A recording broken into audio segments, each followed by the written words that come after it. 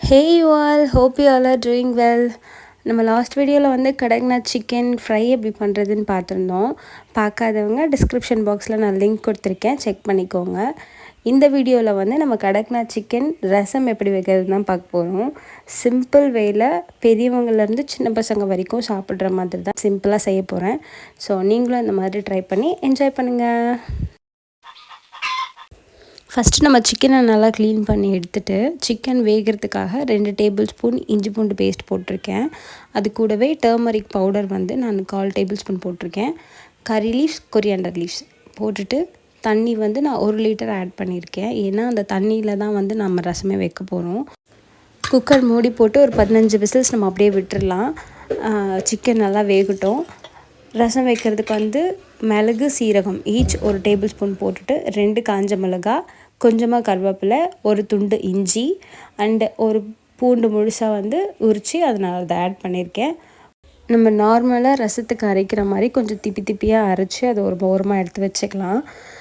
15 whistles கழித்து நீங்கள் cooker open பண்ணிங்கன்னா சிக்கன் பக்காவாக வெந்திருக்கும். இது பார்க்கும்போதே உங்களுக்கு தெரியும், அந்த கொழுப்பெல்லாம் வந்து கரைஞ்சி எண்ணெய் மாதிரி ஃபார்ம் ஆகிருக்கும். நீங்கள் வந்து மொத்தமாக அதை கொட்டி அப்படியே சமைச்சிட்டிங்கன்னா திகட்ட ஆரம்பிச்சிடும், முழுசாக சாப்பிட முடியாது. அதனால் ஒரு கரண்டி வச்சு மேலாப்பில் அதில் இருக்க எண்ணெயை மட்டும் எடுத்துட்டிங்கன்னா அந்த எண்ணெயை வந்து நம்ம வேறு ஏதாச்சும் குழம்பு தாளிக்கிறதுக்கு கூட யூஸ் பண்ணிக்கலாம். நார்மலாக இந்த ரசம் எப்படி வைப்பாங்கன்னா, கோழியை வேக வைக்கிறதுக்கு முன்னாடியே உரலில் போட்டு இடிச்சிட்டு வைப்பாங்க. நான் அந்த மாதிரி பண்ணலை. பிகாஸ் வீட்டில் குட்டி பசங்க வயசானவங்களாம் இருக்கிறதுனால அந்த மாதிரி நம்ம இடித்து சமைச்சோன்னா எலும்புங்கள்லாம் குட்டி குட்டி பீசஸாக இருக்கிறதுக்கு சான்சஸ் இருக்குது. குட்டி பசங்க அதை தெரியாமல் சாப்பிட்டுட்டாங்கன்னா கொஞ்சம் கஷ்டமாயிருங்கிறதுனால நான் வேக வச்சதுக்கப்புறமா போன்லெஸ் பீசஸ் மட்டும் ஒரு 5 பீஸ் எடுத்து போட்டு நல்லா இடித்து வச்சுருக்கேன்.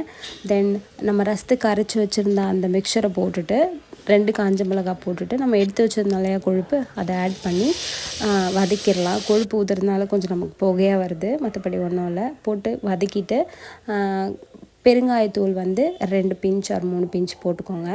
கறி லீவ்ஸ் போட்டுட்டு நல்லா வதக்கிக்கோங்க.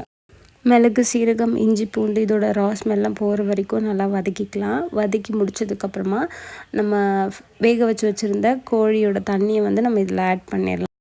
இது கூடவே நம்ம இடித்து வச்சுருந்த போன்லெஸ் பீசஸையும் ஆட் பண்ணிவிட்டு தேவையான அளவுக்கு உப்பு போட்டுக்கோங்க. நான் 1 டேபிள் ஸ்பூன் கிறிஸ்டல் சால்ட் போட்டிருக்கேன்.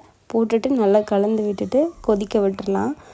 நல்லா கொதிக்கட்டும். கொதித்ததுக்கப்புறமா கொரியாண்டர் லீவ்ஸ் போட்டுட்டு அவ்வளோதான், அடுப்பை ஆஃப் பண்ணிடலாம்.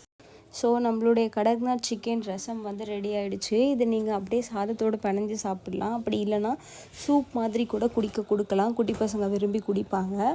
இந்த மாதிரி ஹெல்த்தியான ஒரு டிஷ்ஷோடு நான் உங்களை நெக்ஸ்ட் வீடியோவில் பார்க்குறேன். பாய்.